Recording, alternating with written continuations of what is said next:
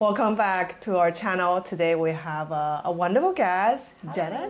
Hi, Janet. Yeah, please introduce yourself to our viewers. Sure. Hi, my name is Jeanette. Nice to meet all of you, and I'm very happy to finally be on Dr. Jenny's channel. It's always been something that I aspire to come and really share. So really excited for the conversations that we are going to have today.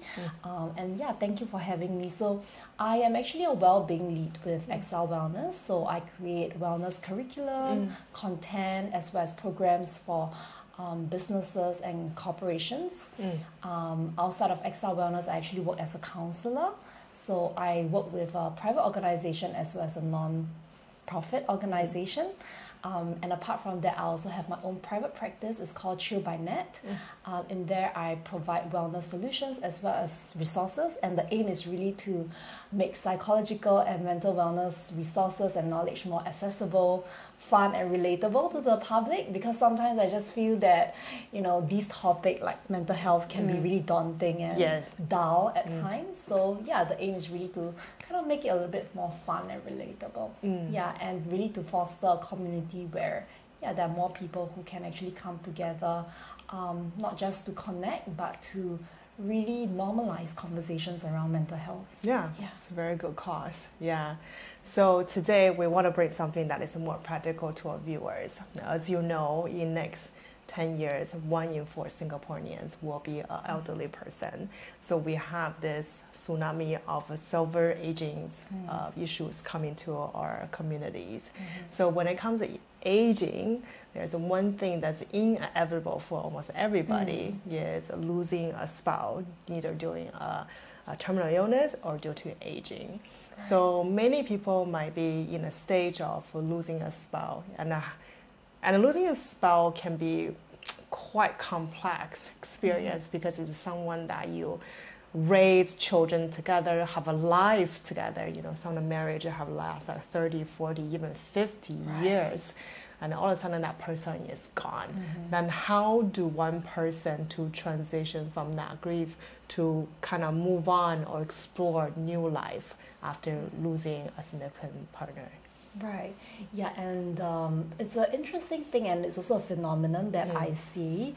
And sometimes, we might think that losing a spouse is just, going back to single life. But I think it's a lot more than that. Sometimes losing a spouse is really losing a part of your identity, because how, over 20 years, 30 years, you guys have been living together.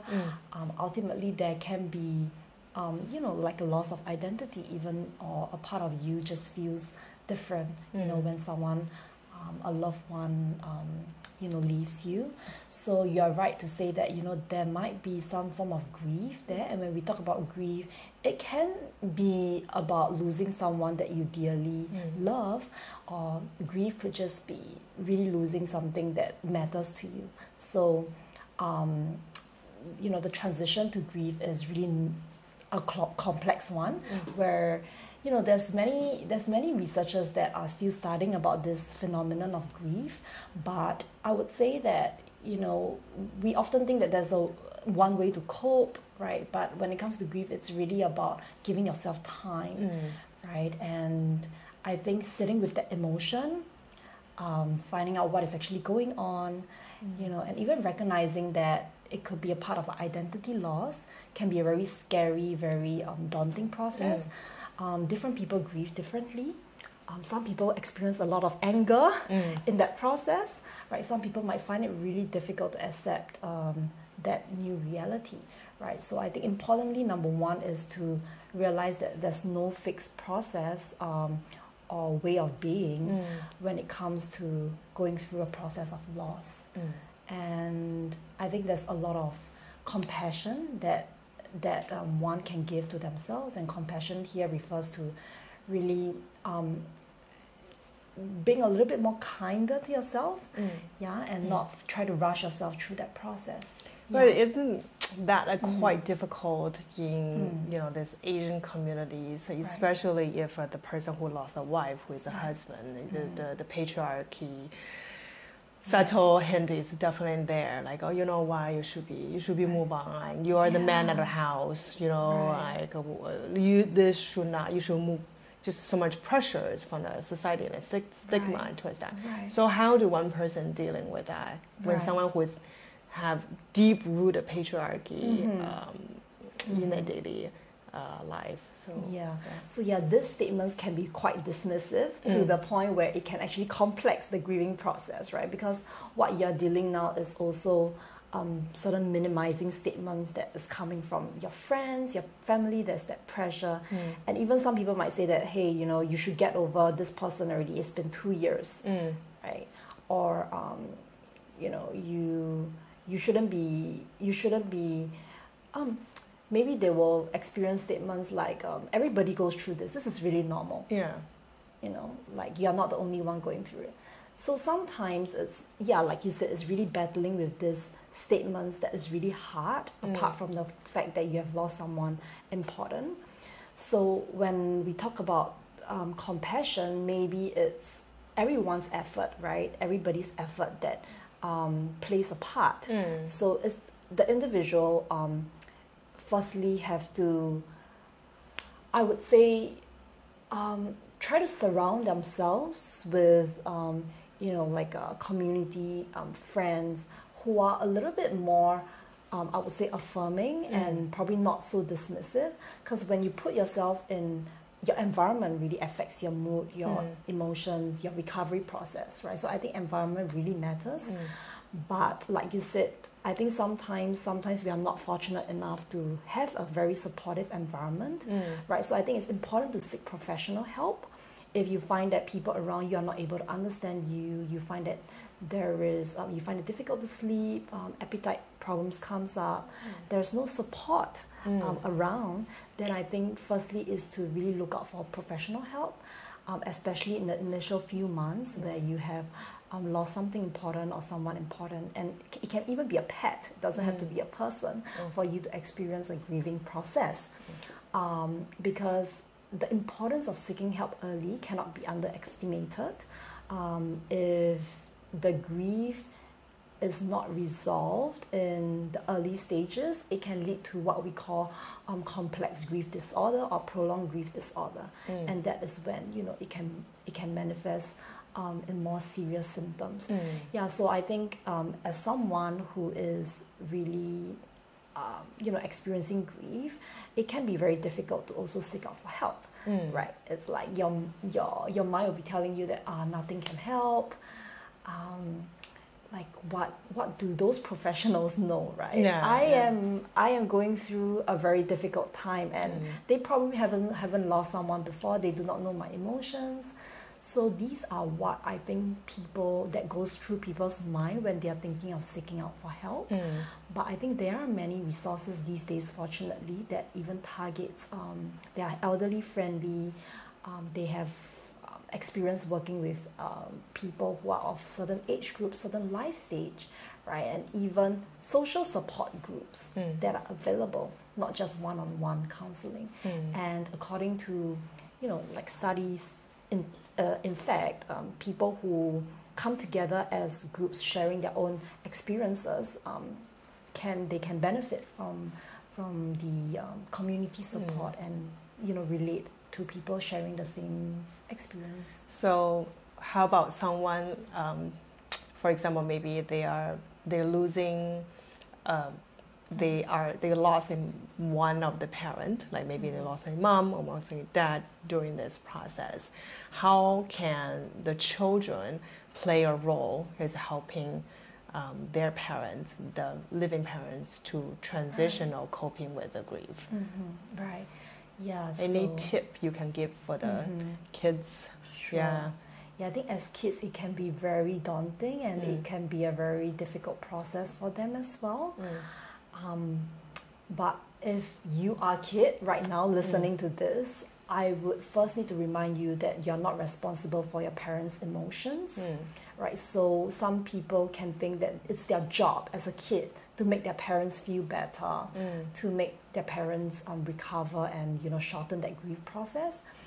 But I want you to know that, you know, you're not responsible for your parents' emotions, and if there's something that you have to first make sure that you're well yourself, right?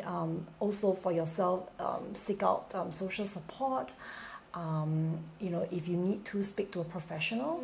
But if you maybe feel that you want to be the space, or if you want to provide some support for your parents, one advice that I probably would give is to maybe just be a listening ear. Sometimes, more often than not, what people need when they grieve is someone there to just be with them. Silence can be more powerful than words sometimes. Yeah, even as we are sitting with someone, not saying anything, but we are just being attentive, being present, that can be felt. And that sometimes is the most comforting thing that we can actually give to our friends or even our loved ones going through the grieving process. So what are the red flags or signs that person has kind of put himself in the deeper problems of grief, such as the complex grieving disorder? So as a family members or a friend, like how can they identify if this person kind of the grief could not get over the grieving process? Yeah, so there are certain symptoms that can be an indicator that a person is in a prolonged grief disorder, such as prolonged isolation. So maybe, like a few weeks or even months that you try to withdraw yourself from social activities, social interactions, that could be one. Sometimes, when we lose someone important to us, we may, be maybe like hoarding things that are that helps us to remind them that they are still there. So in the news we constantly saying like so and so, the neighbors are hoarding just things in your house. Sometimes it can be like animals or just recycle stuff. So is that a sign of they are coping with the grief? Or so yes, hoarding can be a symptom of grief, but hoarding itself can also be a problem by itself. So sometimes when I work with clients who have hoarding as a disorder, they also experience grief when they try to clear out the things in the house, because again that is a sense of loss. They put a lot of sentimental value, they attach certain identity with the things that they hold, right? So in fact losing those things can be a form of a source of grief as well. But hoarding itself could be a symptom, or rather a coping mechanism for someone going through the grieving process. I see. Yeah. So if you can give someone who is going through the grieving process the transition of crafting a new identity from that grieving process, what tips or more like a practical methods would you recommend? Okay, so the question here is, what should an individual do to navigate the grieving process? Okay, so I would there are a few things, right? I think importantly is to again craft that space for yourself. And that space, you must be able to find your own safe space. So it could be, again, this could be something that you get from a professional. It could be something that you get from your closest support system of friends, right? And as much as you feel that you want to be alone, it's important to seek out social support. So that is number one. And then number two is to know that educate yourself on grief, because I think education can go a long way in terms of helping you to understand what is actually going through within you. So as you learn about grief, you'll find out that grief is actually a very non-linear process. So what I mean by non-linear is there's no step-by-step process to grief. Even though as a professional now, I can tell you that, okay, step one, you do this, step two, do this, step three, and then you get over the grieving process. But in reality, grieving is a very complex process, and there's no fixed timeline. Even though, this researcher called Elizabeth Kubler-Ross, she has come up with the 5 stages of grief process. It's a very popular model where, they say that first stage you go through denial. For instance, you have just lost a spouse, you'll be like, oh my God, this can't happen to me. Like, why must it be me, right? And then probably the next stage you go through is, according to her, is anger. So there's a lot of anger and, you know, this shouldn't have happened. Usually it's linked with the denial stage, right? And then some people find themselves at the bargaining stage after that. And bargaining could look like, you know, if only I have loved her more. If only I've spent more time, this wouldn't have happened. Well, this also kind of verging to the superstitions, like people at this time are maybe going to the temple a bit more, or like give out more charity a bit more, or you know, believe certain like maybe I can make more bargaining with the God, and then maybe something. Yes, absolutely. Yeah, I think that is. If someone is probably using a lot of their faith, their religion to cope, that could be something that manifests more in that person. And then after bargaining, usually it's the depression, and then finally the acceptance stage. So they used to think that people go through a linear process, these 5 stages, but in reality, you know, some people might not even experience the bargaining stage, or some people might not feel angry.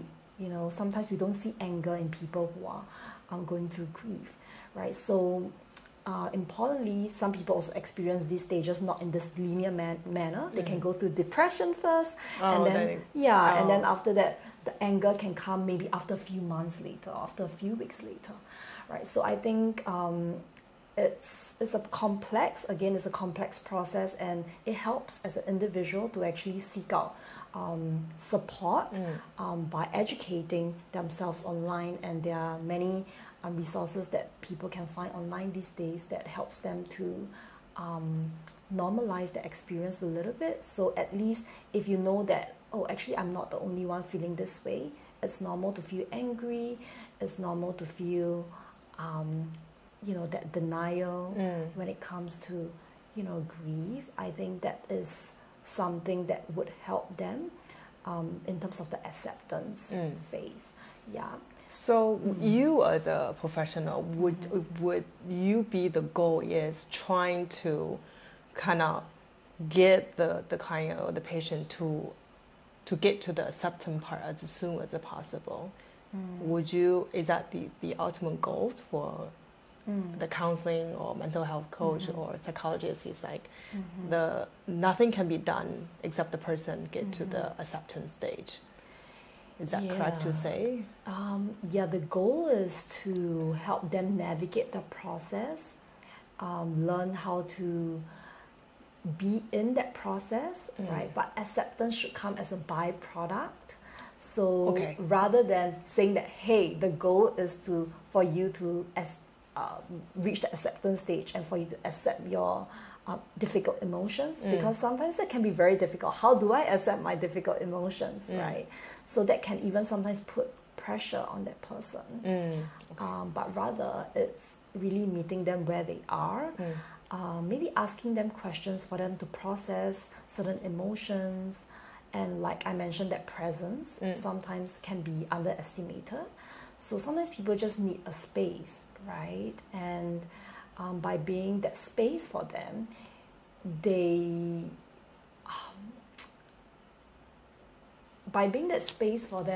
sometimes certain emotions, you know, can be really expressed, can be really processed.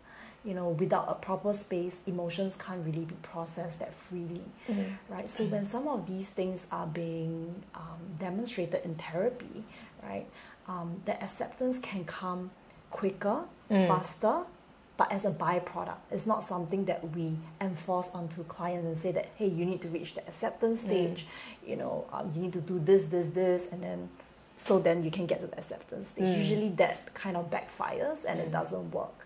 Yeah, and also importantly is to know that everyone grieves differently. Like some people, they, as I said, you know, social support might be what people need, but at certain points in time, having a quiet space alone, being by themselves, is what people need at a particular period. And importantly is to respect that everybody grieves differently, and not to actually impose your own idea of how grieving should look like, how support should look like to a person. And that's why in therapy it's always about seeing where the client is at what stage they are at, and really using a more intuitive as well as a person-centered way to get them to navigate that whole complex journey. And in that care and in that presence with the client, hopefully they will be able to find acceptance. And again, acceptance stage can also look very different from client to client. Sometimes even when clients have already arrived at the acceptance stage, they find themselves no longer having the same identity. They find themselves, finding different meaning in life. Right, some people recraft their identity throughout this process. So it's also a very interesting thing that I as a professional, I'm still studying as to how different this acceptance phase can look. Yeah, it's not about, for example, before losing someone or before that grief process, you are here, right? And then maybe as part of the loss process, you probably fall and you are finding your way. And a lot of people trying to bring themselves back up here, right, to where they were before, right? But, true acceptance actually comes when, you might go through many, many different stages, different process, but ultimately bring yourself back up to somewhere, a new identity, a new reality that is different from where you were before. And that is, our job as a professional to journey with clients, to recraft that, new meaning, new identity in their life, which can look different from what media or what movie media or portraying, or even what they think, the ideal version that they hold in their mind. Okay, so and now we'll do one quick last questions. So for some people, maybe they're battling with some sort of a terminal illness, and for some, they're thinking like, this is probably the end. There's nothing can be done, so my time is quite limited. So how do person can still have mentally can still have a fulfilled journey towards the last stage of the life? So your question here is, death is inevitable. So when a person is approaching the end stages of their life, how can they cope with that? Yeah, or how to make the most of it. The most of it, the last stage. Right. This is a really tough question. Very thoughtful. Because death is not something that we think about, right, on a daily basis. But it happens to everybody. But it's something that happens to all of us. That's the ironic part. And perhaps, like, even for myself, like, now that you ask this question... Oh, no. It's an interesting one, though. And I don't know if I really have an answer to this. How do you find meaning, and how do you spend the last few moments of your life as you are in that, final stages? I'm afraid that even for myself, because I haven't been to that stage, nobody has to walk the gate and come back to tell the tale. That's right. But I read a lot about how people actually come to realize many, like, who they really are, what matters the most, only at the final stages of their life, right? And I think regardless which stage you are in life, doesn't have to be when you're at your final stage. I think it's to tell yourself that it's never too late, right? It's never, it's always too early, right? So even for myself, I do not know when it's going to be the last stage of my life. It could be something that is totally out of my imagination, right? So you never really know when you are really at your last stages. And even for people who are at their last stages, I know of people who thought that they only have 1 year more to live, but end up living for another 5-6 years, right? So I think it's this tip applies for not just people at the last stages, but